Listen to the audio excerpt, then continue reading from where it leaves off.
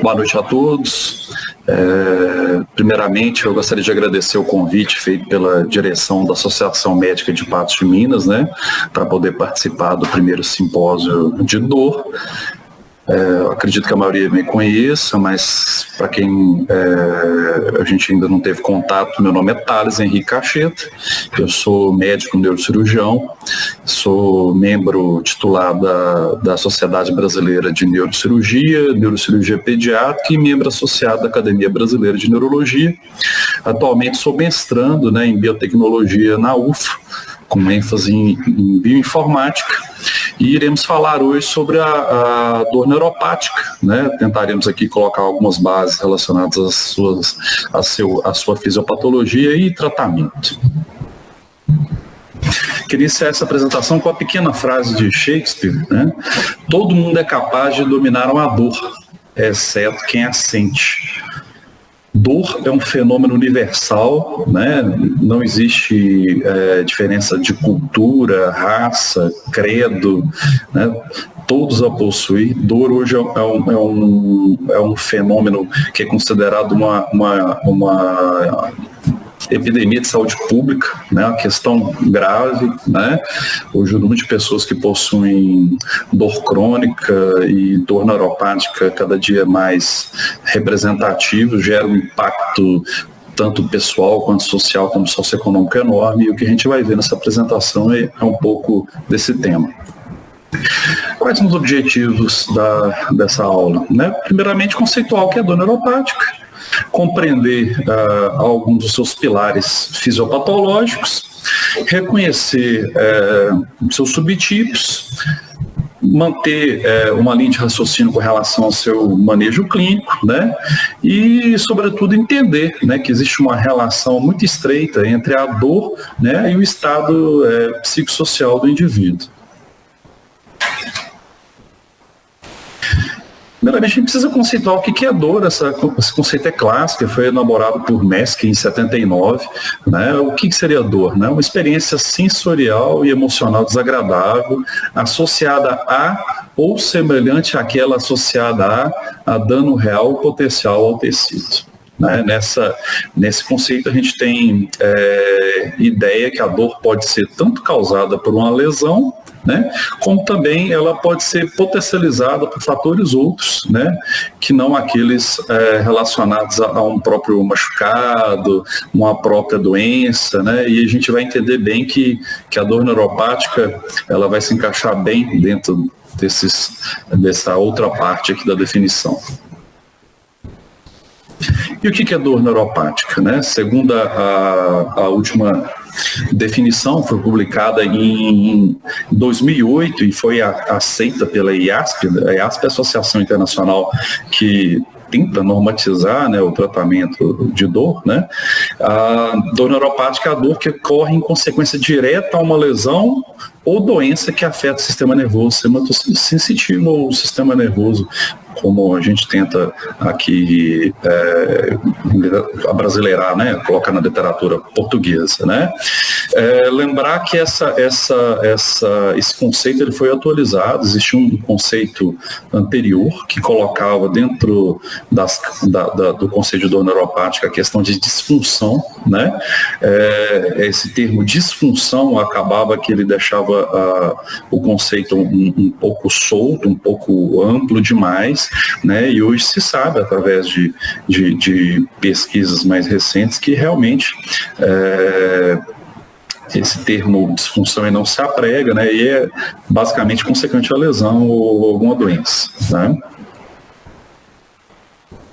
Dentro desse conceito tem vários preceitos que a gente tem que lembrar, Dor é sempre uma experiência pessoal, individual, ela é modulada tanto por questões inerentes ao organismo do indivíduo, relação direta com a parte emocional, e também depende muito da sociedade, das experiências prévias, da cultura, da realidade que vive essa pessoa. Então, a dor ela é bastante individualizada, ela não pode ser apenas explicada pela atividade de neurônios extras dos neurônios sensoriais. A gente tem que lembrar que a gente tem um sistema nervoso que é complexo, que tem interligações com outras áreas, né? Cabe aqui, por exemplo, citar o sistema límbico, né? Então, não é apenas o sistema nervoso sensitivo, né? Aquele desenho clássico que a gente lembra das aulas de anatomia que vão estar relacionados à dor. Existem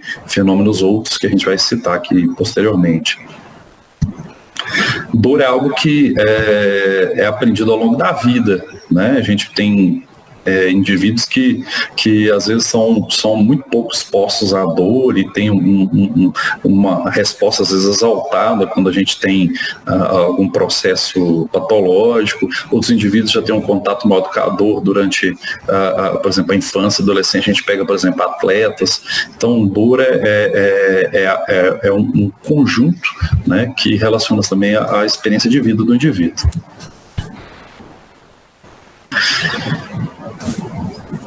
Dor, a gente precisa lembrar, né, que quando a pessoa está falando que está sentindo dor, né, a gente tem sempre que acreditar nisso, né? Em alguns casos, nós como médicos tentamos até subvalorizar às vezes as queixas álgicas dos pacientes, mas dor, de modo geral, quem está falando que tem, realmente está sentindo, a gente precisa respeitar, né?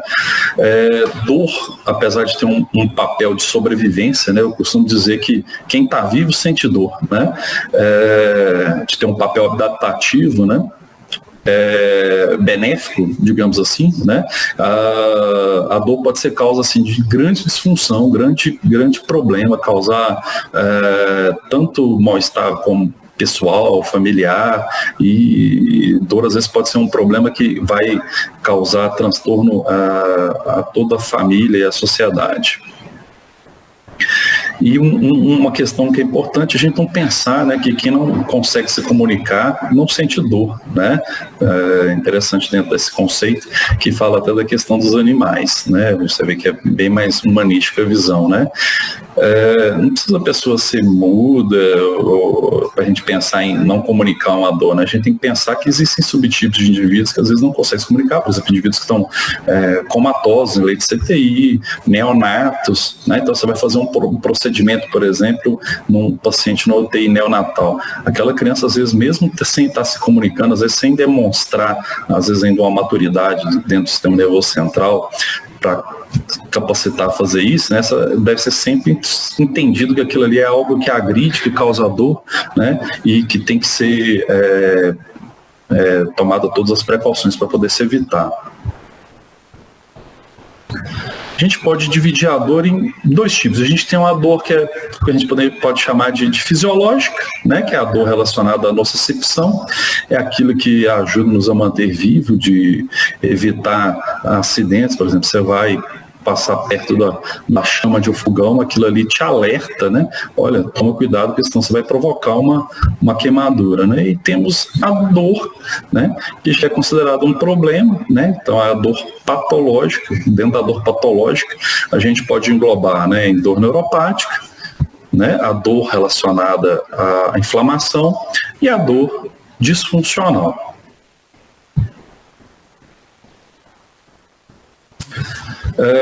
Podemos classificar a dor de várias formas, né? Podemos classificar, por exemplo, com relação ao tempo, né, de duração, né? Consideramos dor aguda aquelas com a sua duração, né, inferior a cerca de um mês, né, que tem uma causa atribuível, né, e que você possa interrelacionar. E dor crônica seria o quê? A dor que tem uma duração em período superior a 3 meses, que nem sempre você consegue, né, colocar uma causa atribuível, você associar, por exemplo, a uma cirurgia, ou uma fratura, ou um machucado, ou uma queimadura, né? E a dor crônica, ela é um problema muito grande para a nossa sociedade.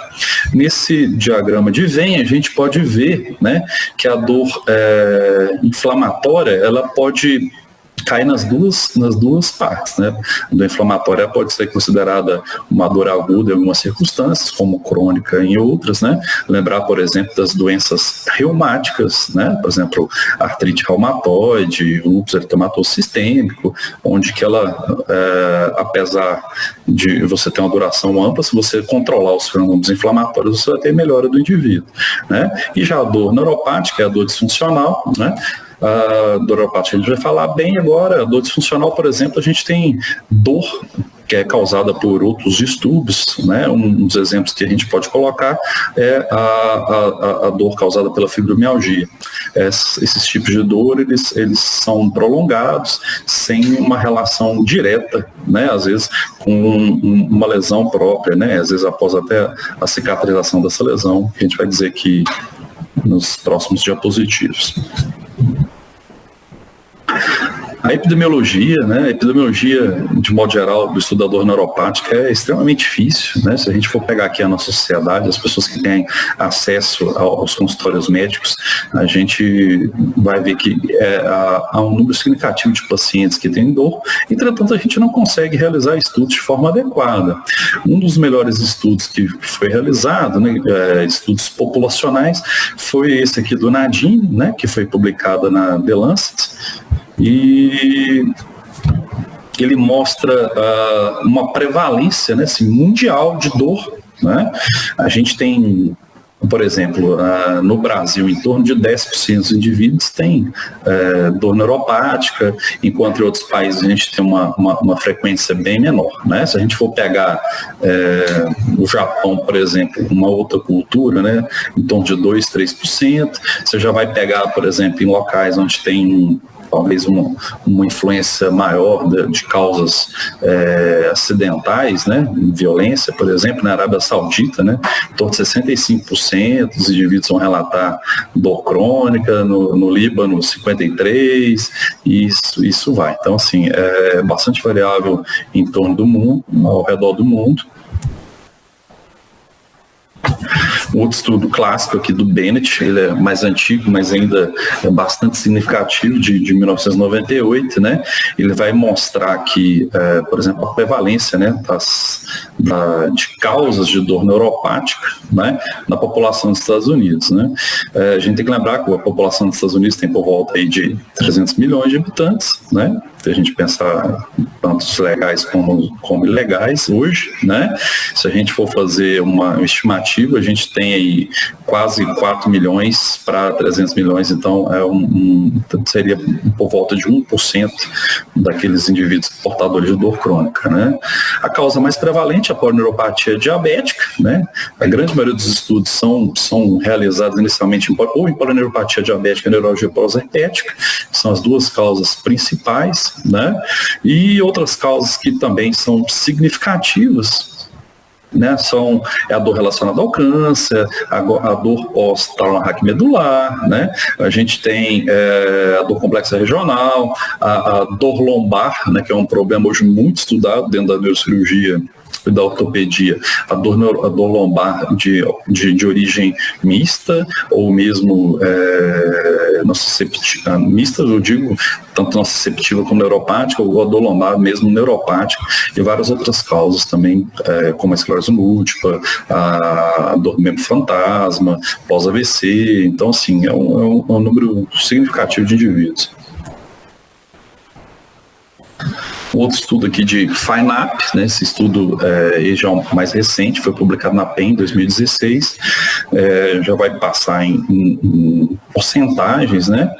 A causa mais frequente de dor neuropática no nosso meio é a neuropatia diabética, né, que em torno de 26% dos pacientes que possuem dor neuropática são relacionados à neuropatia diabética. Outras causas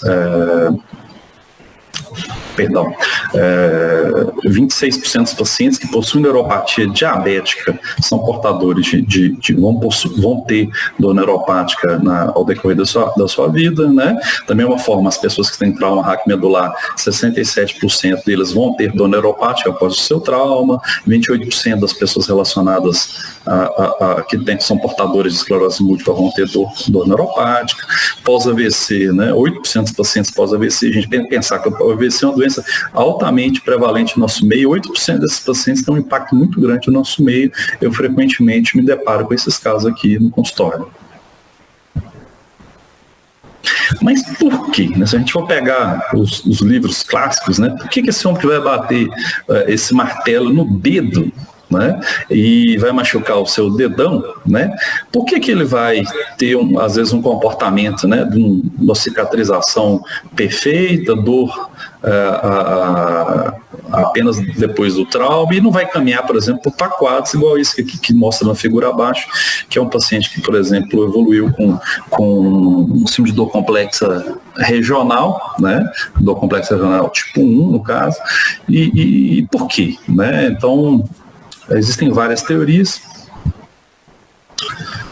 Inicialmente a gente precisa compreender um pouco da neuroanatomia, né? A neuroanatomia ela nos mostra importantes conceitos com relação à dor, né? A gente tem que lembrar que a transmissão da dor é relacionada ao quê? Primeiro você tem os receptores, né, periféricos, né? Tem vários, né? Tem os corpúsculos demais, né, de volta patinhas, terminações nervosas livres, né? Esses receptores eles vão ser excitados e essas informações vão trafegar através dos nervos periféricos até o corno posterior da medula, e no corno posterior da medula essas informações serão processadas, né, e elas vão ascender, né, até estruturas superiores, né, talâmicas, né, que é um relé sensitivo clássico que nós temos, até a corticalidade, a área sensitiva, onde nós tomaremos ciência dela. Mas isso, gente, é extremamente intricado, complexo, né? A gente tem vários tipos de sensibilidade, né? Por exemplo, essa sensibilidade é extremamente relacionada ao tipo de fibra que vai carrear, né? A gente tem que lembrar que tem fibras que são fibras mielínicas e amielínicas, né? As fibras alfa, elas são fibras mielinizadas, são fibras grossas. Essas fibras grossas estão relacionadas ao transporte de informações, tanto mecanoceptivas, né? No caso, por exemplo, o toque, né? Estão relacionadas à sensibilidade vibratória, né? A sensibilidade proprioceptiva, que é a relação de posicionamento do indivíduo. São fibras que são extremamente importantes na regulação da dor. A gente vai ver um pouco para frente a questão da teoria do portal da dor. E tem essas fibras aqui que eu quero chamar a atenção, que são as fibras C, né, que são amielínicas, também chamadas de fibras finas, né? Essas fibras finas vão carregar o quê? São informações relacionadas à dor nociceptiva, principalmente, né? Ao estímulo álgico de forma geral e a informações da temperatura, né? Então, assim, o conjunto dessas informações carregadas por essas fibras de forma diferente, né? A gente tem que lembrar também que o primeiro neurônio da via sensitiva, ele é pseudobipolar, né? O neurônio ele se encontra aqui no gânglio da raiz dorsal, né? Então você tem um prolongamento axonal para cá, outro prolongamento axonal para o corno medular, né? O segundo neurônio, né, ele está aqui no corno, tá? E vai ascender para vias talâmicas.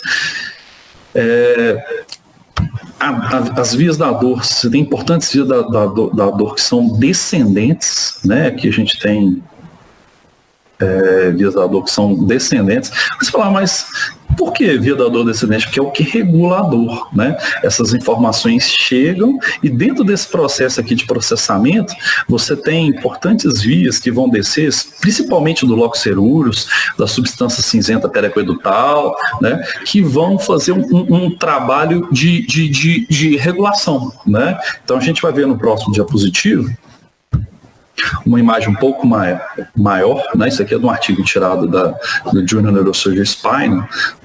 Aproveitei ele para mostrar que ele é muito didático, né? Então aqui a gente tem a medula, né? Aqui bem característico, tá? Esse aqui é um segmento torácico, que ele tem essa coluna aqui que a gente pode observar, né? A coluna lateral. A raiz chega, o local onde que ela chega, a gente chama ela de DRESS, tá? É um acrônimo em inglês para Dorsal Root Entry Zone, tá? Ou zona de entrada da raiz dorsal. A zona de entrada da raiz dorsal, ela vai se comunicar com essa estrutura que é o quê? É a coluna posterior da medula, né? Onde estão grupos de neurônios que são importantemente relacionados à interpretação e à modulação da dor, né? Quando a gente vai lembrar lá da neuroanatomia, a gente tem que relembrar o conceito das lâminas de Heckshed, né? A gente tem aqui a substância gelatinosa, que se eu não me engano é A1, A2 e A3, né? Então aqui é o corno posterior, né? Se a gente for ter uma visão um pouco mais fisiológica, né? A gente vai ter aqui em vermelhinho o que? São as fibras finas, tá? As fibras finas, elas vão chegar na substância gelatinosa, fazer sinapse com essa estrutura aqui, que são interneurônios. Tá? Esses interneurônios, eles são importantes moduladores da dor. Tá? Em verdinho a gente tem o que? As fibras grossas, mielinizadas, né? As alfa, delta, né? E elas vão fazer o que? Sinapse, né? Em lâminas de Heckshed mais inferiores, né? Que vão fazer sinapse diretamente com os interneurônios. Dessa forma, as fibras grossas, mielinizadas, elas vão fazer o quê? Ativar interneurônios que vão modular, né, essa sinapse entre as fibras finas e o segundo neurônio. Esse aqui é o segundo neurônio, né? Ele cruza a linha média, que a gente não vê, né? Mas no caso aqui, se for, por exemplo, um estímulo nociceptivo, ele vai ascender aqui pelo trato espinotalâmico lateral. Ok? Aqui até de forma ilustrativa, né, eu mostro aqui para vocês um procedimento que é realizado na neurocirurgia para tratamento invasivo, né, da dor neuropática. Esse tratamento aqui é realizado na zona de DRESS, onde você faz o que? A coagulação justamente dessa raiz zona de entrada, ok? Aqui ele está abrindo a zona de entrada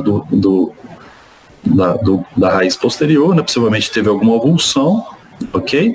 E ele faz aqui um procedimento. Bem, então precisamos falar um pouco da teoria do portal da dor, né? Essa teoria é extremamente importante. Ela foi publicada na década de 60, mas assim até hoje ela realmente é válida, né? Ela foi melhorada ao longo do tempo, obviamente por aquisição de tecnologia, mas de modo geral ela retrata para a gente como que funciona a dor, né? Aqui a gente tem, por exemplo, os neurônios de primeira ordem, né? Com os impulsos nociceptivos, né? Aqui a gente tem um neurônio de segunda ordem, ok? O que acontece basicamente no teoria do portal da dor? Você vai ter uma interrelação.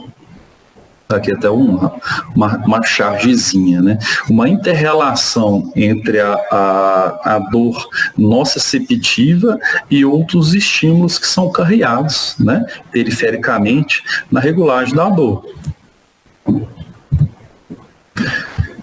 De modo geral, deixa eu voltar aqui um pouquinho, né? Quando você tem estímulos, né, mecanoreceptivos de fibras alfa, né, esses estímulos mecanoreceptivos, eles vão regular, né, esses interneurônios exercem um efeito inibitório, às vezes, sobre a sinapse. Então, quando você tem muito disparo por exemplo, mecanoceptivo, quer dizer, que é tátil, vibratório, né, eles vão inibir, né, de forma secundária os impulsos álgicos. Uma lembrança que a gente tem, por exemplo, é quando você machuca o dedo, né? Quando você aperta o dedo em algum lugar, a primeira vez que você faz o quê? É apertar o dedo. De forma involuntária, você está ativando justamente esses mecanismos inibitórios. Você está dando estímulos que são táteis, né? Para se inibir um estímulo nociceptivo. Basicamente é isso que acontece na teoria do portal da dor.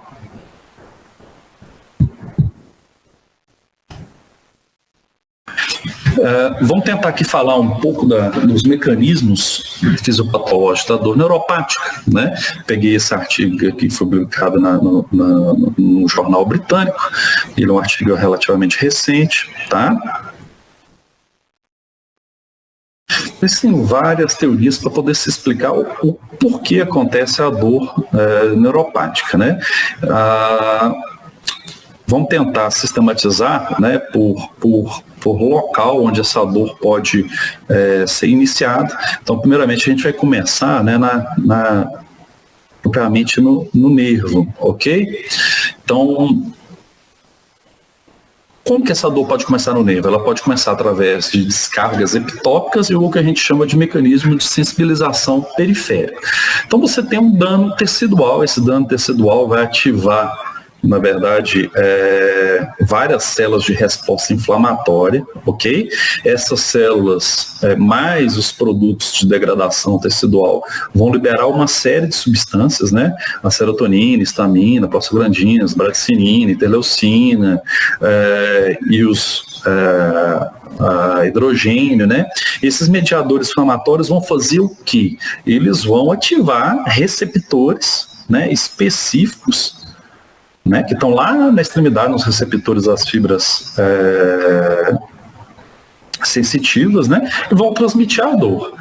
O que acontece em alguns casos, né? Você vai ter um aumento, né, da intensidade de disparos desses receptores. Então, quando você tem essa lesão e produz essas substâncias, você vai levar o quê? Uma resposta intracelular, né? Você vai ativar, né, vias de sinalização intracelular que vão ativar, né, na verdade, a produção a transcrição, perdoe, né, meus professores lá da biotecnologia que me desculpe, vocês vão ativar, né, a transcrição e a tradução, né, de produtos proteicos ou RNA de interferência que vão modular, né, esses neurônios de forma negativa. Tá? Então você tem um aumento do número de receptores periféricos para a dor, um aumento às vezes da sensibilidade, pode ser quantitativo ou qualitativo, então aumento dos receptores ou aumento da intensidade que esses receptores são ativados, né? Isso é chamado de sensibilização periférica, né? Muito interessante a gente observar esse aqui em particular, tá? Que é um receptor que tem muita relação com dor neuropática, que é o VR1, tá? O VR1 é também chamado de TVR1, é o Transient Receptor Potential Cation Channel Subfamily 5 Member, né? Então, um nome enorme em inglês, né? Que a gente pode colocar em português como receptor de capsaicina. Esse receptor, ele é um receptor que é silente. Silente por quê? Porque ele em situações normais, ele não é ativado, né? Esse receptor no indivíduo normal, ele é ativado quando ele é um receptor relacionado à temperatura, né? Quando o indivíduo tem uma temperatura superior a 42, exposto a uma temperatura superior a 42 graus, que é nociva, né? Que degrada a proteína, ele é ativado em indivíduos normais. Na pessoa que tem sensibilização periférica, não, ele fica ativado o tempo inteiro, né? E esse receptor, ele tem uma propriedade que é o quê? É o que a pessoa reclama que está sentindo queimação, fogueamento, né? Então, a gente vai ver que na dor neuropática esse componente ele é extremamente importante, né? Por exemplo, a lodínia, que nós vamos falar, né? Então, o paciente às vezes reclama, né, que o tempo inteiro a perna fica queimando, a mão fica queimando, que encosta uma roupa e começa a queimar. É dada a ativação desse receptor aqui. É muito interessante, tá? Outros receptores também que são ativados são receptores de canal de sódio, tá? São os da família TTXR, né? TTXR porque se descobriu uma relação deles com a tetrodotoxina. Tetrodotoxina, quem vai lembrar daquelas pessoas que morrem envenenadas por peixe, por baiacu, né? Outros animais também possuem tetrodotoxinas. Então, a tetrodotoxina é uma neurotoxina potente, né, que vai agir justamente bloqueando esses canais de sódio. Esses canais de sódio foram descritos posteriormente, né, por susceptibilidade a bloqueio dessas tetrodotoxinas, né, tetrodotoxinas diferentes. E existe o quê? Um aumento da produção, né, e também um aumento de disparo, né, dos canais de sódio, que vai levar ao quê? A descargas ectópicas, né? O paciente ele passa a ter a produção de dor do nada. Então, é aquele paciente que começa a ter dor de forma espontânea, né? Então, isso aqui são alguns mecanismos importantes do ponto de vista de lesão de nervo periférico.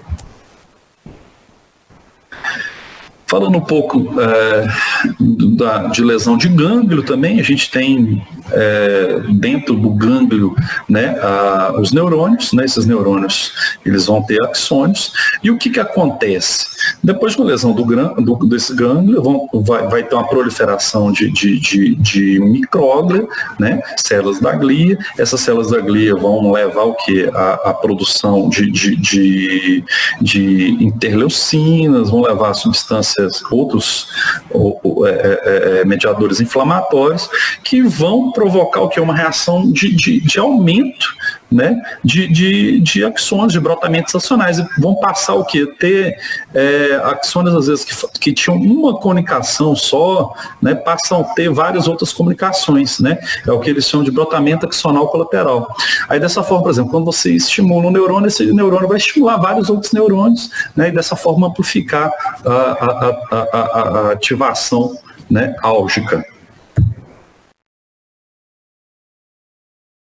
Tem os mecanismos também que são centrais, né? Nesse caso, a gente vai falar de lesões tanto no corno posterior, né, como em vias ascendentes, né? As principais que a gente pode citar é a sensibilização central, né, e a perda do controle inibitório de interneurônios. Mais ou menos a gente faz uma analogia com as lesões periféricas, que você tem por exemplo, uma lesão, a pessoa tem um trauma raquimedular, por exemplo, né, você vai ter um processo inflamatório, ativação dessa micróglia, certinho? A micróglia são as células iniciais da defesa, né, dentro do sistema nervoso central. A micróglia, ela vai liberar vários mediadores inflamatórios, né, interleucinas, TNF, vai haver uma ativação de população de astrócitos residentes. Esses astrócitos residentes vão ter proliferação e vão modular de forma negativa as sinapses dos interneurônios inibitórios, né? Então, isso aí é algo que causa um impacto importante. A gente tem, por exemplo, interferência, aqui tem várias vias que são descritas, mas vamos tentar citar pelo menos uma aqui, né, que é o aumento das vias glutamaérgicas. A gente tem que lembrar que o glutamato, ele é um neurotransmissor que é excitatório dentro do sistema nervoso central. Esse glutamato, ele vai ativar os receptores NMDA, tá? NMDA que tem relação com N-metildiaspartato, tá? Ele ativa esses receptores NDA e seria o quê? Essa transmissão da dor normal. Quando você tem essa modificação, o que acontece? Você tem um aumento populacional, né, desses receptores, ou até mesmo a ativação deles, né, a modificação qualitativa da atividade deles, né, esses receptores dispararão de forma mais rápida, tá? Quando eles vão disparar de forma mais rápida, surge dor espontânea, dor intensa, né? Então, é uma das formas que a gente vai ter o processo de sensibilização central, ok? Várias são as outras vias, a gente não consegue falar de todas, mas, assim, existem várias substâncias que estão interrelacionadas, né, a esse processo. Aqui, por exemplo, não está falando dos opioides, né, as encefalinas, né? As encefalinas, por exemplo, elas se encontram diminuídas, né, no corno posterior, e você vai ter, por exemplo, a perda, né, da ativação das vias inibitórias, né, dos interneurônios inibitórios, né? Então, se você inibe, né, você não ativa o que inibe, você vai acabar ativando. Então, são algumas das explicações. Aqui uma tentativa de sumarizar essa fisiopatologia, ok? Então, a gente pode ter nas fibras periféricas, né, um aumento da atividade dos nossos receptores, né, os disparos, né, ativação equitópica de disparos, né, e a alteração da transmissão do sinal. No gânglio da raiz dorsal, um aumento da excitabilidade, né, a alteração da expressão gênica, né, disparos equitópicos. No corno posterior, a gente vai ter aumento de mediadores inflamatórios, ativação da glia, um aumento das sinapses, da eficácia das sinapses álgicas, né, e ao contrário, né, da diminuição das sinapses que iriam inibir, né, dos interneurônios inibitórios, né. E lembrar também que a gente tem causas centrais, né, que são cerebrais, tá, envolve tanto estruturas corticais, como estruturas do gânglio da base e áreas relacionadas ao sistema límbico, né, onde você vai ter liberação de mediadores inflamatórios, ativação da glia, né? Você pode ter remodelamento cortical, que isso, inclusive, a gente consegue demonstrar através de modernas técnicas de imagem, né? Você vai ter um aumento, na verdade, do que facilita até a dor, e você vai diminuir o que inibe, né? Então, todas aquelas vias descendentes, né, que vinham tanto do locus ceruleus como da substância cinzenta periaquedutal, essas vias que se destinam ao corno posterior da medula, essas vias vão estar inibidas, né, dessa forma, causando uma modulação negativa, né, provocando dor. Eu queria, como que isso é estudado, né? Então, antigamente a gente tinha muita dificuldade para se estudar a dor neuropática, porque a dor neuropática, a gente sabia que o paciente tinha um sintoma, a gente sabia que tinha alguns medicamentos que modulavam esse sintoma, mas você não compreendia muito bem os mecanismos, né? Hoje, através do advento das ciências ômicas, né, algo que nós médicos, infelizmente, não tomamos muito contato, mas são essenciais hoje na moderna medicina, na medicina de precisão, a gente consegue fazer o quê? O estudo, né, desses indivíduos ou de populações de indivíduos, para se poder ver o quê? O perfil de expressão, né, da proteico, né, do indivíduo. Por exemplo, você pega a proteômica, né, do indivíduo, você consegue, através da proteômica, do estudo das proteínas que esses indivíduos que sofrem dor neuropática, a gente consegue de forma tanto direta como indireta, né, localizar, por exemplo, alterações de canais iônicos. Então, você tem indivíduos, por exemplo, que têm dor, né, neuropática, diabética, associada à modificação do funcionamento, né, desses canais aqui, do SCCNA9, você consegue compreender vias que estão patológicas. Então, através das modernas técnicas de sequenciamento do DNA, né, através do advento da aparelhagem Illumina, você consegue estudar realmente todo o perfil, né, genético desse indivíduo, e o que vai facilitar no futuro a compreensão, né, dos mecanismos patológicos a nível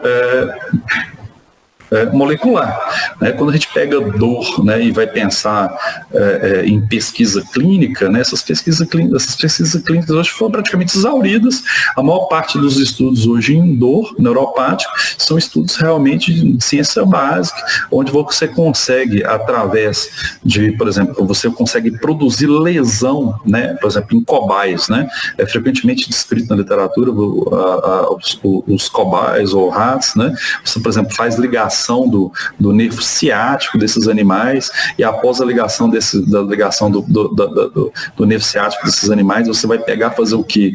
Vai sacrificar esse cobaia, tirar, na verdade, amostras do corno posterior da medula dele, para fazer o que? Todo um estudo, né,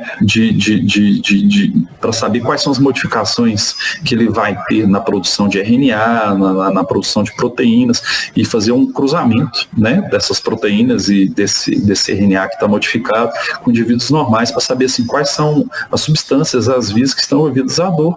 Né? Isso aqui é uma figura de estudo recente que mostra aqui para vocês a inter-relação hoje de várias citocinas, né? Esse CSF, CXCL1, isso aqui são todas citocinas relacionadas à proliferação de micróglia, e a micróglia vem sendo muito estudada, né, como um fator determinante da modificação, né, dos interneurônios no corpo posterior. Algo que vem sendo muito estudado, esse aqui é um artigo da Cell, né? Esse aqui ele é um pouco mais antigo, mas tem vários.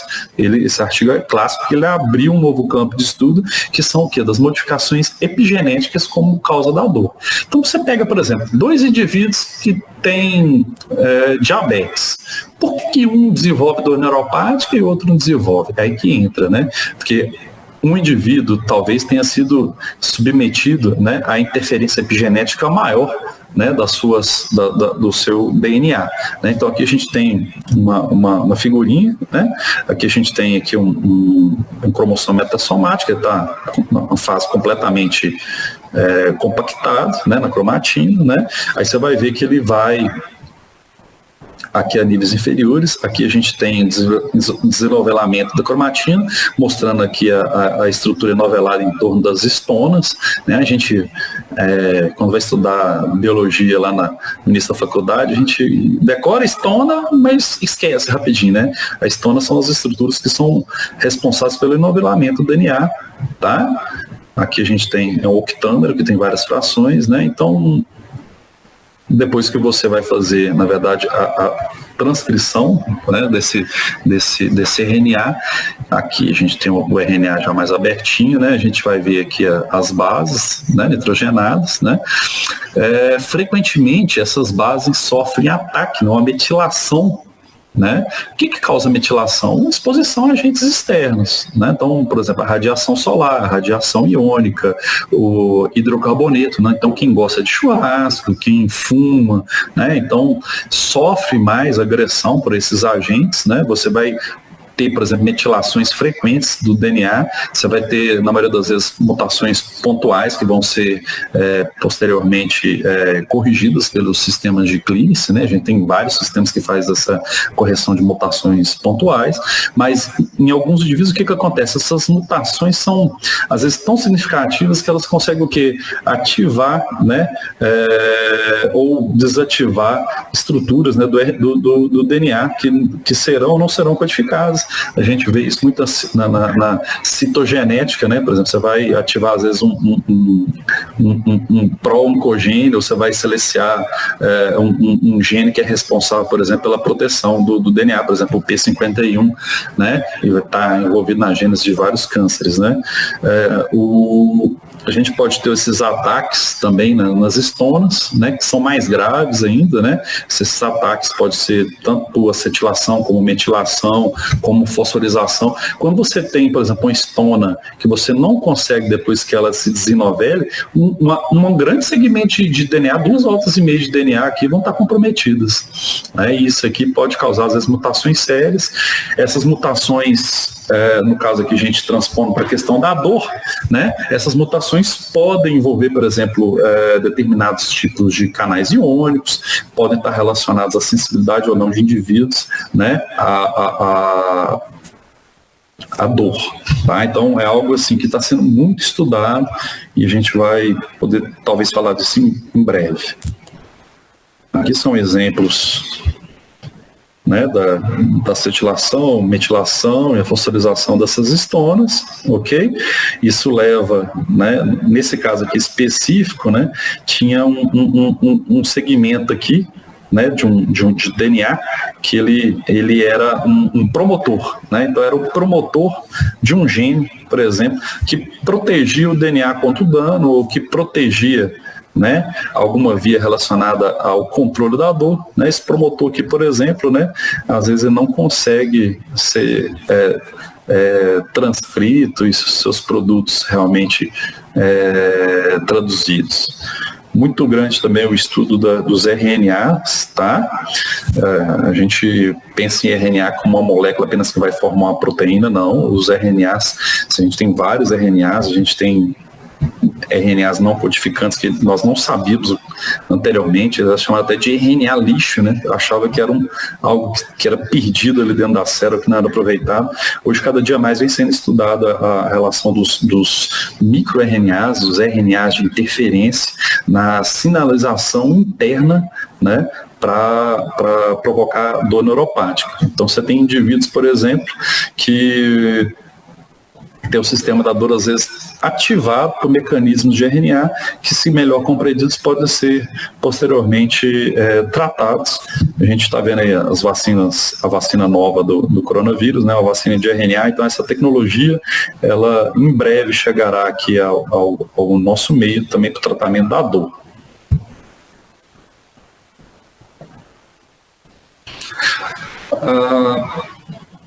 Vamos tentar agora classificar um pouco mais a dor neuropática, tá? Então, assim, você tem indivíduos que têm a dor neuropática normal, né? Você tem a dor nociceptiva, tem os indivíduos com dor mista, tá? Essa dor mista, ela é um problema, na verdade. São pacientes que você não consegue caracterizar como tendo uma dor neuropática clássica, né? E são pacientes assim que geralmente ficam nos consultórios médicos muito tempo, né, sem ter contato. Então, ele tem tanto componentes neuropáticos como nociceptivos. Vou te dar um exemplo. Às vezes, um paciente que tem uma patologia, uma degeneração da coluna cervical, né, com compressão da medula, compressão de raiz, esse paciente já vai ter tanto uma dor causada por lesão de estruturas do sistema nervoso periférico central, como também o componente mecanoceptivo. Lembrar que tem articulações, tem ligamentos, tudo causa dor, né? Então, são pacientes que vão ser classificados como dor mista, né? As dor neuropática eu já tinha falado anteriormente, né? Dor nociceptiva a gente já citou, vamos passar para frente. Bem, então isso aqui é a última classificação da IASP, tá? Para dor crônica, ok? Levando em consideração a dor neuropática, ok? Essa aqui, inclusive, é do CID-11, a gente nem contato com esse CID-11 a gente tem ainda. Então, você tem a dor neuropática, ela pode ser dividida em periférica, tá, e central. Né? Periférica, quando você tem envolvimento, né, dos nervos, gânglios e raízes antes da entrada, né, na zona de entrada da coluna posterior, na DRES, ok? Então, por exemplo, são exemplos desse tipo de dor, né, nevralgia do trigêmeo, ok? Polineuropatias dolorosas, nevralgia pós-herpética, né? Então, são dores neuropáticas periféricas. As dores neuropáticas centrais, relacionado a trauma raquimedular, AVC, a gente já tinha falado disso aqui anteriormente. Aqui um dispositivo que mostra assim, uma divisão mais familiar para a gente, em português, ok? Vamos lá. E quando a gente vai suspeitar de uma dor neuropática, né? A gente tem que ter em mente algumas pistas, né? Principalmente quando o paciente tem dor associada à perda sensitiva. Tá? A gente tem tantos fenômenos associados à dor neuropática que são fenômenos positivos quanto fenômenos negativos. Tá? A perda de sensibilidade é o fenômeno negativo clássico associado à dor neuropática. Então imagine um indivíduo que teve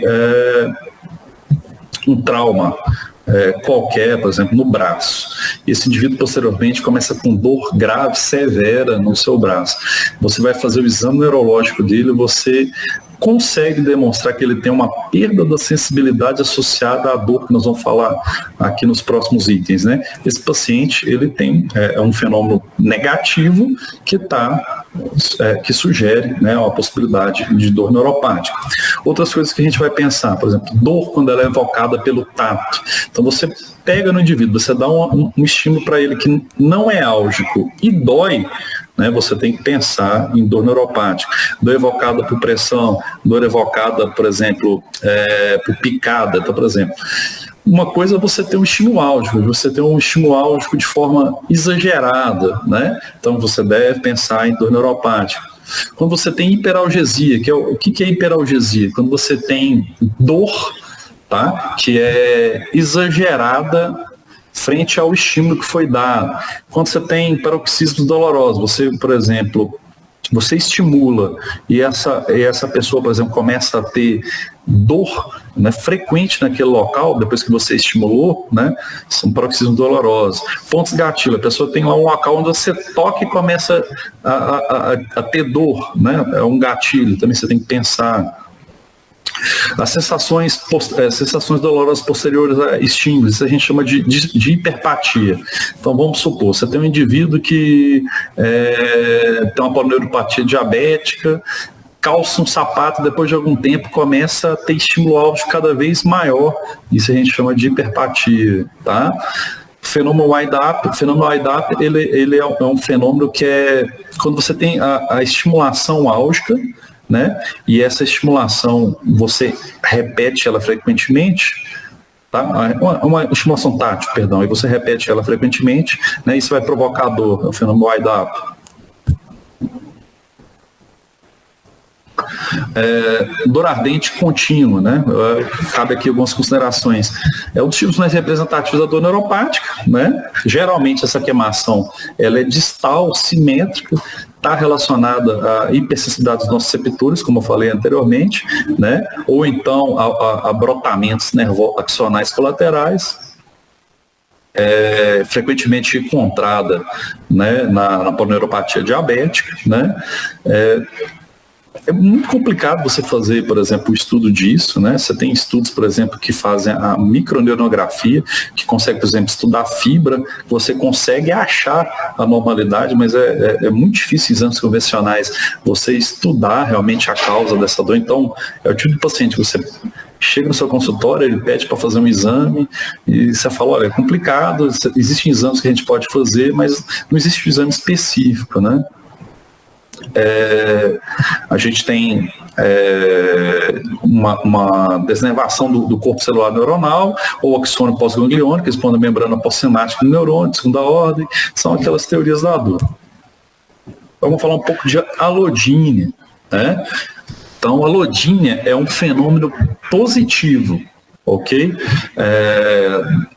Quando você tem, por exemplo, uma experiência de dor por um estímulo não doloroso, a gente deve pensar em alodina dentro do contexto de dor neuropática, tá?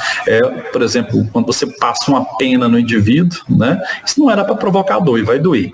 Ou quando o indivíduo veste uma camisa e dói, ou quando bate, por exemplo, vento, a pessoa queixa dor, né? Então, se você consegue anatomicamente, né, delimitar uma área de diminuição de sensibilidade, né, de hipoestesia, né, que é um fenômeno negativo. Quando você tem um fenômeno positivo, por exemplo, a alodínia, você tem uma causa básica, isso aí você deve pensar em dor neuropática. A alodínia difere de hiperalgesia, tá? Hiperalgesia é a dor mais intensa do que seria esperado por estímulos que causam dor. Ok? Então, por exemplo, quando você tem um alfinetezinho, né, que a gente tem no exame neurológico, né, uma agulhinha, você estimula, né? Aquilo ali causa uma dor, mas é uma dor que você suporta de forma normal. Quando você tem hiperalgesia, não. Aquela agulhada está parecendo que você está colocando uma espada na pessoa. Então, isso é hiperalgesia. Então, a alodínia, quando você tem um estímulo não doloroso, e vai ter dor, né? Hiperalgesia é um estímulo doloroso que a dor é exagerada, né? A hiperpatia, como eu tinha falado anteriormente, tá? A hiperpatia é quando você tem a dor provocada por um estímulo não doloroso que é posterior, né? Ele não é na hora, ele é posterior.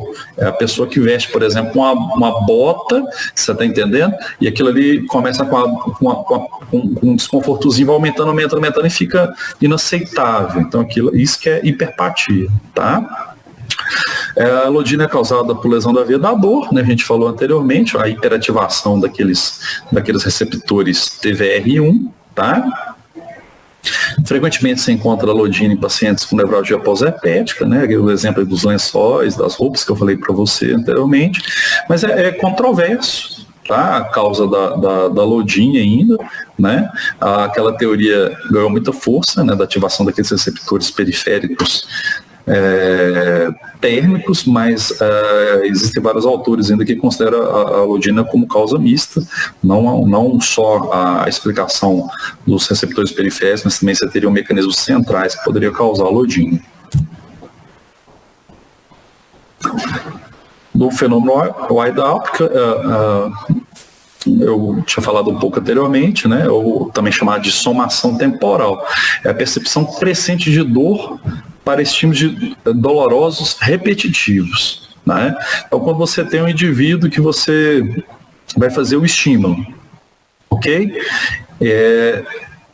Esse estímulo, quando você dá, aparentemente ele aumenta cada vez mais a resposta álgica. Quando você testa, por exemplo, com aquela agulhinha que a gente tem no kit de exame neurológico, né?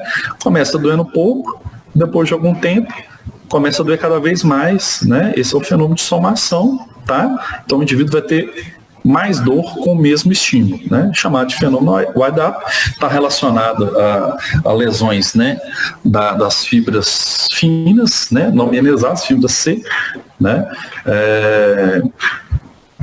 E é um dos mecanismos relacionados, né, à cronificação da dor pós-estimulação. Síndrome de dor complexa regional, algo que a gente tem que pontuar também, foi pedido do pessoal da coordenação, tá? Também conhecido como distrofia simpática reflexa, síndrome de dor complexa regional, síndrome dolorosa complexa regional. São condições caracterizadas por, né, dor regional contínua, espontâneo evocado, desproporcional ao tempo, em grau e relação ao curso atual de qualquer trauma conhecido. Então, assim, por definição, uma dor neuropática, que junto a gente tem o quê? Fenômenos autonômicos, né? Então, é o que leva a gente a pensar na síndrome de dor complexa regional. É a dor neuropática, a pessoa tem uma dor neuropática associada a fenômenos autonômicos. Então, você tem dor extrema, edema, alteração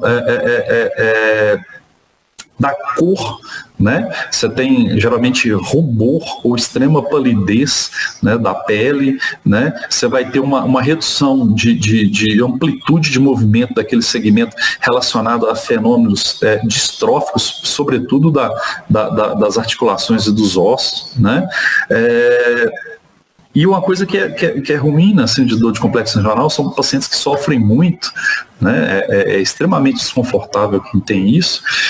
35% desses indivíduos, eles passam a ter cada vez mais locais que causam dor. Então, um paciente, por exemplo, que operou, por exemplo, o punho, foi fazer uma cirurgia, por exemplo, de túnel do carpo.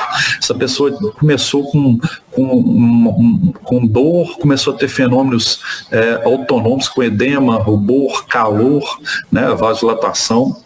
da mão, a mão fica inchada, e depois de um tempo não, essa dor, às vezes até melhora esses fenômenos autonômicos, mas a dor progride, né? Passa a ter a dor não só na mão, passa a ter, às vezes, no braço inteiro, no ombro. Então é um subtipo, né, de dor neuropática, podemos falar assim, né? Uma síndrome de dor neuropática que é bastante complexa, dolorosa realmente.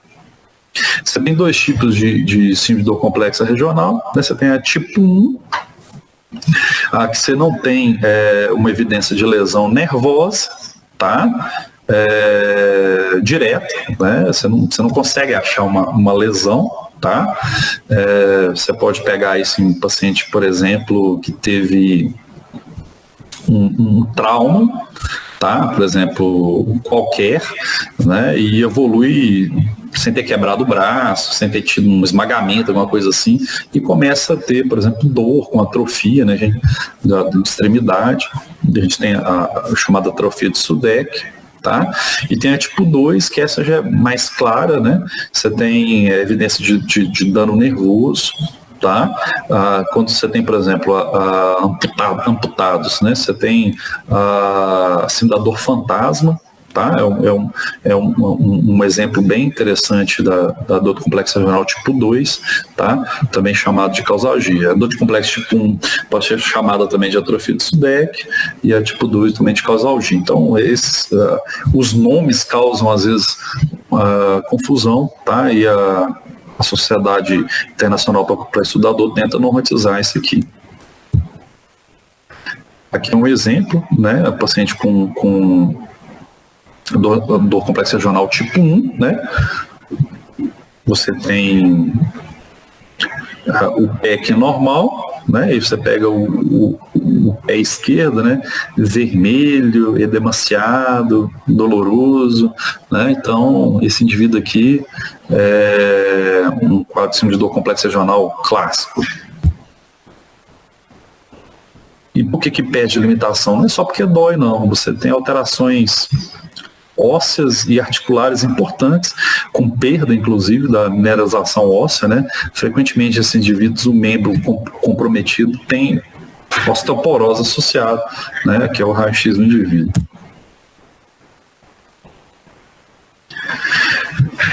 O diagnóstico de dor neuropática, ele é um diagnóstico que é difícil por vezes, né? E a gente precisa ter uma metodologia para poder aplicar, né?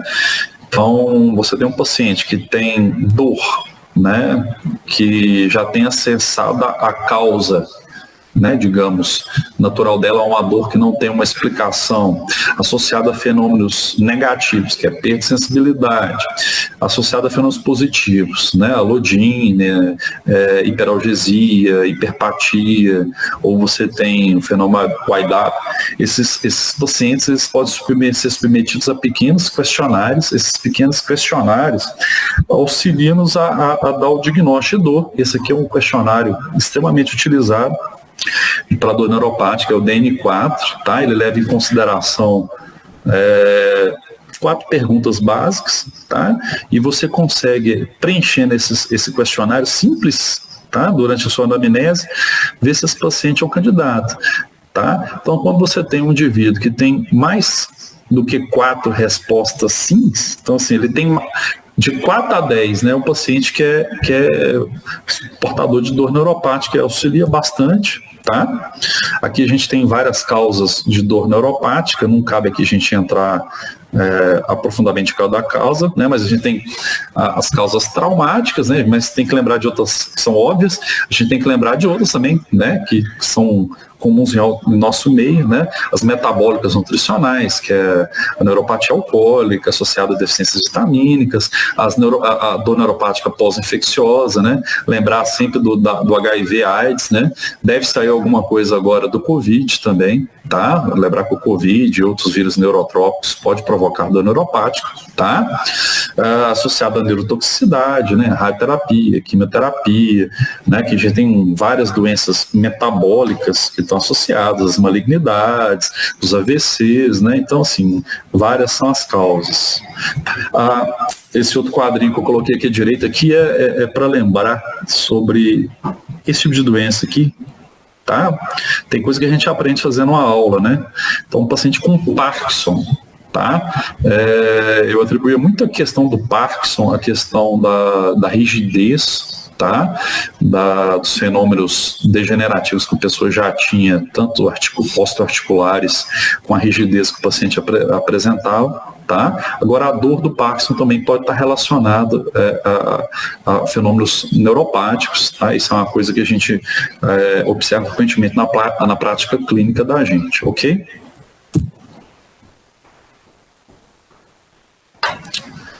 Podemos utilizar exames complementares no diagnóstico? Claro, e deve, né? Então você pega, não dá para entrar em profundidade em todos, mas você tem exames laboratoriais. Então você tem um paciente com a suspeita de uma polineuropatia diabética, você tem que investigar essa polineuropatia, né? Você tem que fazer exames para comprovar se esse paciente tem uma diabetes que pode estar compensado ou não. Você tem os testes neurofisiológicos, né? No caso, mais acessível ao nosso meio é a eletromiografia, que vai poder o quê? Ver se o paciente tem uma alteração, né, da sensibilidade, se vai ter uma diminuição, por exemplo, de sensibilidade relacionada, por exemplo, a nervo, se é raiz, você consegue medir isso aqui na eletromiografia. Os testes psicológicos, como eu falei anteriormente, eu vou falar de outros aqui um pouquinho para frente. Você tem os exames de imagem, tá? Exames de imagem são essenciais na comprovação quando você tem uma lesão dentro do sistema nervoso central. Então você pega um indivíduo, por exemplo, que sofreu um trauma raquimedular, você consegue comprovar se esse paciente tem um trauma de medula, ou esse paciente teve um acidente de moto com dor no braço depois dos gerais. Esse paciente pode ter o quê? Ter tido um arrancamento, por exemplo, de raiz nervosa, uma lesão de gânglio, né? Isso aqui você consegue, através de métodos de imagem, poder comprovar isso, tá? E até mesmo a biópsia. Muito interessante, tem pacientes às vezes que você tem uma dificuldade muito grande de dar o diagnóstico de dor neuropática. Às vezes o paciente tem um quadro assim, às vezes que te leva muita dúvida, né? E existe um tipo de biópsia, né, que é a biópsia para ver a densidade de fibras intraepidérmicas, que você consegue, através de métodos imunohistoquímicos, quantificar o número de receptores dolorosos, principalmente fibra fina, naquele segmento, e através dessa contagem, né, você consegue ver se esse paciente tem alguma normalidade. Aqui um pouco mais com relação aos questionários, tá? Então você tem os três mais acessíveis e que eu considero assim que são mais fáceis, são esses três aqui, tá? É o LANS, o DN4 e o NPQ. Tá? O LANS ele é um pouco mais trabalhoso, um pouquinho mais extenso do meu ponto de vista, tá? O DN4 é aquele que eu mostrei anteriormente para vocês, de fácil aplicação, e tem o NPQ também, que tem uma acessibilidade, uma especificidade um pouco mais baixa. O DN4 ele tem 82,9 de sensibilidade e 89,9 de especificidade. Então, se esse paciente tem um score superior a 4, extremamente sugestivo de dor neuropática, tá? E eu acredito que é uma ferramenta extremamente útil, né, para documentação e até mesmo acompanhamento, o follow-up desses pacientes a longo prazo. Falei um pouco da eletromiografia, mas existem outros exames também para o diagnóstico do neuropático. A gente não tem isso aqui disponível no nosso meio, tá? Mas assim, do ponto de vista educacional, a gente tem que citar, né? A gente tem aqui teste sensorial quantitativo, onde você faz estímulo e você consegue captar, seria como se fosse uma eletromiografia modificada, né? Você tem potenciais evocados, né? Você pode estimular, por exemplo, piscar, condução de nervo, você consegue potenciais evocados, aqui você consegue laser, né? Potenciais evocados por laser, aqui a biópsia eu falei. Então existem outras metodologias que são utilizadas principalmente em centros de pesquisa para poder se medir realmente se essa pessoa tem ou não a dor neuropática, e isso infelizmente ela não está no nosso meio. Aqui a gente tem um exemplo de uma ressonância funcional, isso aqui a gente já pode conseguir, a gente não tem uma aplicabilidade no dia a dia, mas se você quiser fazer um estudo de algum caso mais complexo, que você fique em dúvida, né, isso aqui já é acessível, né, o paciente tem que se deslocar para um centro maior para poder fazer esse exame, tá? Então aqui no caso você teve as imagens, tá, com o paciente sem estímulo, né, e aqui o paciente com estímulo, né, foi estimulado com calor, né, e capsaicina. Geralmente eles usam PETs de capsaicina a 8%, que é algo assim que é extremamente dolorido, né, a capsaicina está na pimenta, né, então é algo que, assim, que queima, que esquenta, né, então esses pacientes aqui eles têm uma resposta, ok, exagerada à dor. Tá? Falar um pouquinho de tratamento. O tratamento ele tem que seguir alguns princípios, né? A gente tem medicamentos que são medicamentos orais, que são mais utilizados no nosso meio. Existem também medicamentos tópicos, que a gente pode falar alguma coisa um pouquinho a seguir. Importantíssimas as medidas que são não farmacológicas. A gente não vai entrar aqui em muitos detalhes, mas é extremamente importante o acompanhamento desses pacientes com um fisioterapeuta, pelo psicólogo, né? A gente tem várias outras opções não farmacológicas, por exemplo, com acupuntura. Isso é válido, extremamente válido na condição desses pacientes que são às vezes assim bastante difíceis, né? A gente tem o tratamento intervencionista, que a gente pode falar alguma coisinha também, né? E outras formas que estão sendo pesquisadas. Então vamos lá, o tratamento medicamentoso oral, né? Você tem princípios gerais que têm que ser respeitados, né? Primeiramente, respeitar a individualidade, né? O paciente tem que entender o que é dor neuropática, entender a gravidade do problema, ele tem que entender que aquilo interfere na sua atividade de vida, ele tem que entender, né, que pode provocar modificações outras, por exemplo, como um distúrbio de sono. A gente tem que ter um entendimento dos custos, isso tem que ser dividido com o paciente também, né?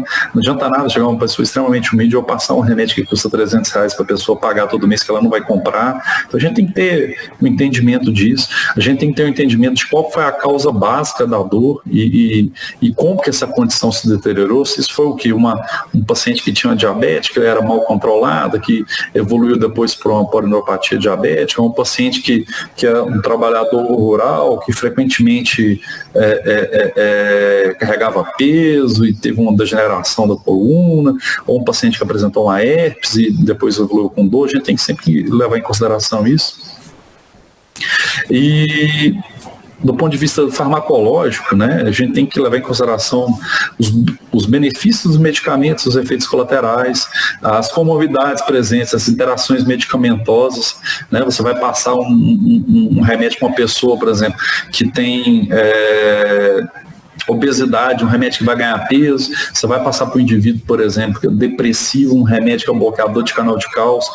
A gente precisa entender um pouco assim, de como funciona isso, né? Então você tem indivíduos, por exemplo, que têm dificuldade para dormir, às vezes algum medicamento que tem um potencial um pouco maior para o sono será melhor. Você tem um indivíduo, às vezes, que é magro, talvez ele tolere um pouco mais uma medicação que possa ter algum favorecimento a ganho de massa ponderal. Você tem um paciente que é depressivo, frequentemente o binômio depressivo ansioso está associado à dor neuropática. Esse paciente vai se beneficiar de medicamentos, às vezes, que vão tratar essas comorbidades juntamente com a dor neuropática. Então isso é muito importante.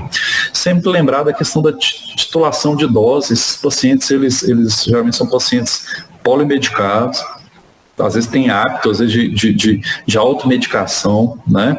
Então, sempre começar um remédio de forma gradual e também nunca tirar o medicamento de uma vez. Quando você pega e tira o medicamento desse de uma vez desse paciente, eles respondem assim de forma muito negativa, tá? adianta nada a pessoa ser diabética e não controlar a alimentação, não adianta a pessoa ter um problema grave, degenerativo de coluna lombar e carregar peso. Então a gente precisa dar um alerta com relação ao controle do estilo de vida, dos hábitos, de tratar comorbidades. Esses pacientes são muito individualizados, né, e a gente deve ser bem realista com esses pacientes quando eles vêm tratar de dor neuropática, de quais são os objetivos.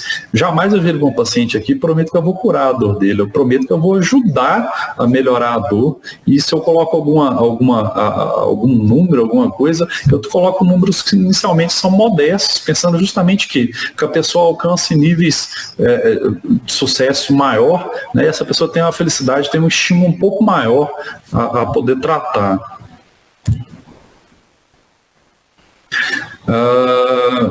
A gente vai falar alguma coisa do tratamento baseado principalmente nesse consenso, tá? É um consenso recente, de 2018, se eu não estou enganado.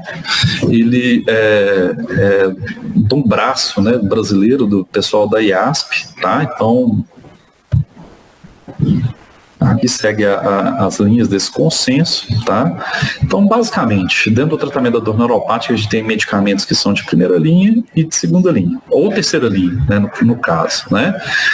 Para quem não é especialista, eu sugiro que mantenha, né, os medicamentos de primeira linha, né, que são medicamentos que são de mais fácil manuseio e menor risco de efeitos colaterais, às vezes efeitos colaterais que são importantes, tá? Então, por exemplo, na dor, na polineuropatia diabética, tá? Quais são os medicamentos de primeira linha, né? São os gabapentinoides, que a gente vai falar para frente, os inibidores, né, tanto da serotonina como da norepinefrina, os tricíclicos. Os tricíclicos têm um papel muito importante no tratamento. Aqui estão os tricíclicos, que está em inglês, tá? Os tricíclicos, eles têm um papel ainda muito importante dentro do tratamento da dor neuropática, principalmente no nosso meio que é de poucos recursos, tá? E aqui a gente tem outras etiologias. Só mesmo na nevralgia do trigêmeo, ainda de primeira linha, que é a carbamazepina e a oxcarbamazepina. Os outros são mais ou menos a associação de gabapentinoides, os duais, serotonina e norepinefrina, e os tricíclicos, né? Segunda ordem, já são medicamentos um pouco mais difíceis de você manejar, né? Muito cuidado com o opioide, tá? Na década passada começou-se a abusar muito do uso de opioides e virou um problema grave, principalmente a questão da dependência a esses medicamentos, tá? Virou um problema de saúde pública. Por exemplo, nos Estados Unidos, o uso da oxicodona, a gente vê até programas, né, no History, no National Geographic, mostrando lá como que o número de dependência dessas substâncias aumentaram muito.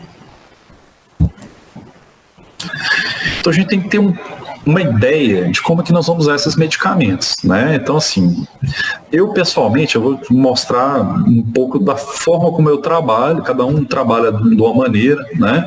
Mas você pega um indivíduo, esse indivíduo tem uma dor neuropática, tá?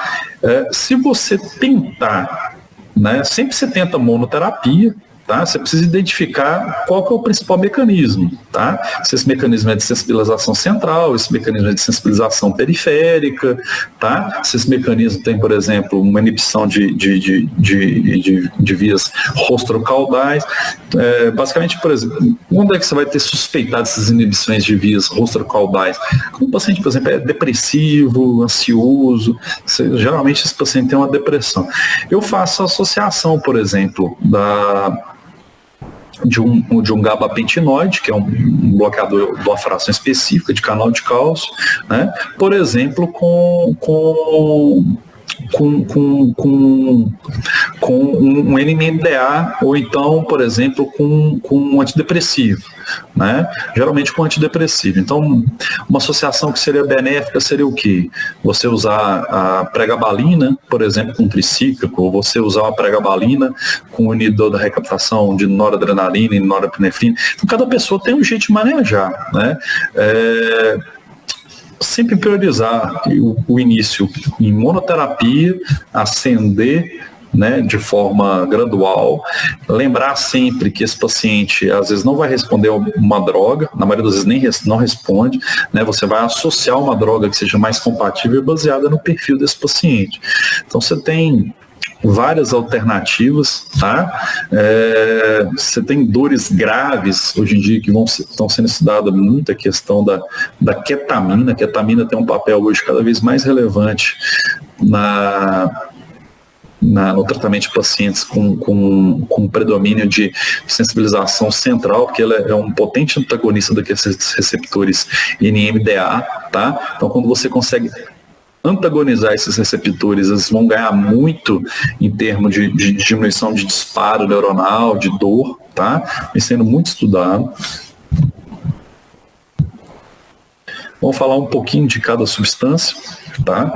Então vamos falar dos alfa-2 delta ligantes. Alfa-2 delta também conhecido como gabapentinoide, tá? São derivados do ácido gama-amino butírico, né? São medicamentos que a gente usa frequentemente no nosso meio, né? Principalmente a gabapentina, a pregabalina, né? Eles bloqueiam a unidade alfa-2 delta, né? São subunidades de canal de cálcio dependente de tensão, tá? Também essa subunidade também é chamada receptor de gabapentina. Existem utilizados clinicamente atualmente como alfa-2 delta ligante a gabapentina, a pregabalina e mirogabalina, que não tem no nosso meio, né? E tem uma prodroga, né, da gabapentina, que é chamada de genacarbil. A gente também não tem disponível, tá? E existem vários outros ensaios clínicos, tá? Com esses gabapentinoides, vários gabapentinoides vêm sendo desenvolvidos. Tem a imagabalina, que já está em fase já de ensaio com indivíduos, né?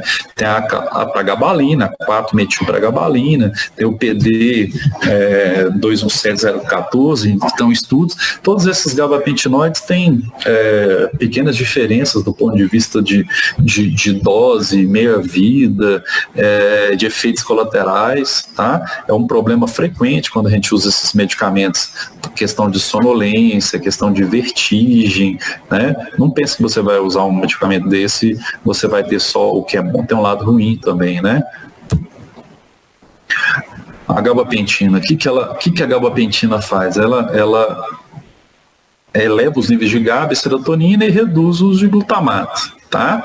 Produz inibição dos canais de sódio, de uma maneira diferente de outros inibidores de canais de sódio clássico, né, que é a fenitoína, a carbamazepina. Fenitoína e carbamazepina podem ser utilizados também, né, tem seus efeitos colaterais, mas esses são medicamentos que são úteis ainda no dia a dia, tá? A gabapentina, você tem 70% a 90% de melhora da dor, tá, em modelos experimentais. A farmacocinética segura, poucos metabólicos ativos, ligação plasmática insignificante, tá? Mas na realidade existem alguns problemas com relação à gabapentina, que a dose que você utiliza para tratar a dor é muito variável, né? Você tem paciente que às vezes responde a 900 mg de gabapentina por dia, outros vão responder só a 1.800. Então é um medicamento assim que você tem que ter muita paciência para poder titular a dosagem dele. Tá? A dose de cada indivíduo ela é altamente variável, tá? Para tratar. Então você trata às vezes uma polioneuropatia diabética da pessoa com a dose baixa e da outra você tem que usar uma dose extremamente elevada. Então é um pequeno problema relacionado à gabapentina que é observado. 50% a 60% tem absorção por trato gastrointestinal, pico de ação de 3 horas, ela atravessa a barreira hematocefálica, né, 20% adentra ao líquido, então é um medicamento bastante interessante, tá? Tem uma cinética linear, apesar dessa resposta não ser assim que a gente observa às vezes na prática, né? E eliminação renal, a dose terapêutica, na fonte que a gente encontrou aqui, de 1.800 a 2.400 por dia, isso é extremamente elevado, né? Às vezes, antes do paciente chegar, por exemplo, nessa dosagem, já teve efeito colateral e foi forçado, às vezes, a abandonar o tratamento. Então, um medicamento extremamente útil, contudo, né? Tem que ter paciência na titulação, né? E observar evidência de efeitos colaterais, tá? Se começar com vertigem, sonolência excessiva, confusão mental, infelizmente a gente tem que reduzir de forma gradual e tentar uma troca medicamentosa. A pregabalina apesar de ser um análogo GABA, ele não se liga a receptor GABA, é interessante, né? Não se converte GABA e não se liga em receptor GABA agonista em vivo. É muito interessante, né? A pregabalina, ela, na verdade, ela vai ter um efeito indireto na expressão de uma enzima, tá? Que é a descarboxilase de ácido glutâmico, que é a enzima responsável pela sintetização do GABA. Então, a pregabalina, ela vai, na verdade, aumentar, né, vai estimular a via metabólica do GABA, né, e aumentar o GABA de forma indireta, né. Pregabalina, da mesma forma que a gabapentina, poucas interações medicamentosas, tem um custo também ele é acessível, porém também não é tão baratinho, né?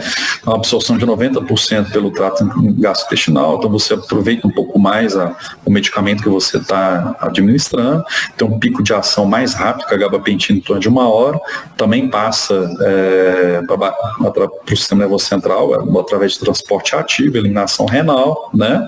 A pregabalina é um medicamento talvez um pouco mais interessante, você consegue ter uma resposta com a dosagem talvez menor, né? Você observa um efeito mais ou menos homogêneo na população de pacientes, tá? E tem uma grande vantagem que melhora o sono também, tá? A dose diária em torno de 75 a 300 miligramas por dia. Efeitos colaterais muito parecidos com da gabapentina, né? Sonolência, vertigem, confusão, lentificação do pensamento, você também tem que monitorizar. Aqui tem uma classe de medicamento que eu gosto muito de utilizar, que são os inibidores da recaptação de serotonina e noradrenalina, tá? Basicamente, gente, isso aqui vai melhorar a função do sistema inibitório descendente. Então, você pega um paciente que tem uma sensibilização periférica, você tem um paciente que tem uma sensibilização central, você precisa de alguma coisa que vá antagonizar, né, a interferência desses vários entes, que é justamente o que? A inibição descendente, tá? Aumenta tanto a concentração da serotonina dentro do cérebro, né? É seletivo, não aumenta a concentração de outros neurotransmissores diretamente, tá? Bloqueia o receptor da membrana de neurônios pré-sinápticos, né, que recolhe a serotonina na fenda, né? Dessa forma maximiza a permanência da serotonina dentro da fenda, que vai atuar aqui naquelas sinapses por mais tempo. Então, quando você tem mais serotonina disponível, ela vai atuar de forma mais prolongada, né? Tem que tomar muito cuidado com essa classe de medicamentos em associação com outros remédios, né? Por exemplo, aspirina, anti-inflamatórios, aqui é colocada a fenilbutazona, que é pouco utilizada em nosso meio, mas tem interferência com anti-inflamatórios não hormonais e, sobretudo, com corticoide, tá? E existe uma contraindicação do uso da inibidor de recaptação de serotonina, NORA, que é o uso com monoaminoxidase, tá? A monoaminoxidase, o Zimal, né, vão favorecer a pessoa a desenvolver síndrome serotoninérgica, né? Náuseas, vômitos, diarreia e, em alguns casos, crises convulsivas e coma. Duloxetina é o mais utilizado em nosso meio, tá? Inibe tanto a recaptação da serotonina como da norepinefrina. Mas também tem um efeito importante na dopamina, tá? Ele aumenta, né, a concentração de dopamina, né, nas sinapses que estão localizadas no córtex pré-frontal, tá? Uma das teorias é que ele inibe, né, a bomba de recaptação de noradrenalina. Então, se você não tem um mecanismo que faz o clearance da dopamina, essa dopamina vai ficar mais tempo lá. Então, acredito que esse é o mecanismo, tá? A duloxetina, né, ela não tem muita afinidade por outros receptores, Tá? Então isso é bastante interessante, por quê? Porque ela não vai dar efeitos colaterais, né? Então você imagina um remédio que tenha efeitos colaterais colinérgicos, né? Sonolência, ganho de peso, né? Ou então que vai, por exemplo, causar ativação, por exemplo, como igual, por exemplo, se tivesse receptor NMDA, né, relacionado ao glutamato, o paciente poderia ter, por exemplo, surto psicótico. Então um medicamento bastante interessante, né? Seguro. Tá? Tem um metabolismo que é complexo, né? Mas os metabólicos, os submetabólicos deles têm pouca atividade farmacológica, então é um remédio seguro para você usar. Geralmente tem um revestimento entérico, é um medicamento que é degradado, tá? No estômago, então é uma limitação grande. Por exemplo, você entrar às vezes com uma subdosagem para a pessoa ter uma maior tolerância, né? Você não tem como você partir o fracionado loxetina, né? Ela vem em microcápsulas, né? Geralmente dentro de uma cápsula. Tem uma disponibilidade oral de 50%, pico plasmático de 6 horas após a dose. A comida atrasa um pouco o pico, então deve ser sempre administrado com um intervalozinho entre as refeições, tá? Minha vida em torno de 12,5 horas, né, e estável por 3 dias. Essa minha vida é bastante interessante, que às vezes você pode utilizar a duloxetina até 2 vezes por dia. Isso tem algum benefício, né? Classicamente a gente aprende que a meia-vida do medicamento ela é importante para a gente compreender essa posologia, né? Na duloxetina, quando você faz esse fracionamento, ele pode ser até útil. Prestar atenção em efeitos colaterais, como às vezes privar um pouco do sono, pode acontecer, tá? Eliminado 70% na urina, 20% nas fezes, né? Quem fuma tem um efeito menor da duloxetina, eles não sabem explicar muito bem por que isso acontece. E a dose é interessante, que até 60 mg você observa a resposta. Acima disso é controverso. Tá? Tem pacientes às vezes que pede para aumentar a dose de duloxetina às vezes para 90, já não observa muita diferença não, talvez seja uma dose máxima para ser utilizada. Existem vários outros medicamentos que vêm sendo estudados, né? Aqui uma pequena lista, né? Você tem os antagonistas dos ácidos nítricos, né? Você tem, por exemplo, os canabinoides, né? Muito controverso. Eu evitei, inclusive, a gente tentar entrar nisso. A gente pode até falar numa aula específica sobre o uso dos canabinoides, né? Dos derivados da maconha no tratamento para a dor. No nosso meio tem dos receptores vaniloides, o receptor também de capsaicina, como pode ser também chamado. Tem os COX-3, né, que são COX-2 de nova geração. Isso aqui, gente, são os antagonistas do gene relacionado ao peptídeo da calcitonina, tá? Que já está sendo utilizado na enxaqueca, a gente falou um pouco na outra aula. Então, tem vários outros medicamentos desenvolvidos. A gente tem uma pobreza de novos analgésicos, né? Eu espero que em breve esses medicamentos possam surgir no mercado. Isso aqui que eu quero deixar como último slide é uma lembrança de como vai ser tratada a dor neuropática em um futuro próximo. Então, para aqueles que estão assistindo a aula e que são mais jovens, entender que a dor neuropática vai ser passada a ser tratada com medicina de precisão. Tá? Medicina de precisão é aquela onde você vai levar um indivíduo, tá? E as características biológicas desse indivíduo como determinante para o seu tratamento. Então, isso já acontece já em centros que têm maior desenvolvimento. Então, para você tratar, por exemplo, dor neuropática de um paciente, hoje é feito uma análise, né? Tanto do DNA como o RNA. Você pode fazer uma análise de proteína desse paciente, ver se ele tem determinados genes, né? Aqui a gente tem até a lembrança que mais de 75 mil genes hoje são testados, e através da compreensão do painel genético desse indivíduo e do painel metabólico, né, da metabolômica desse indivíduo, você vai conseguir determinar quais são os melhores medicamentos que vão ser utilizados.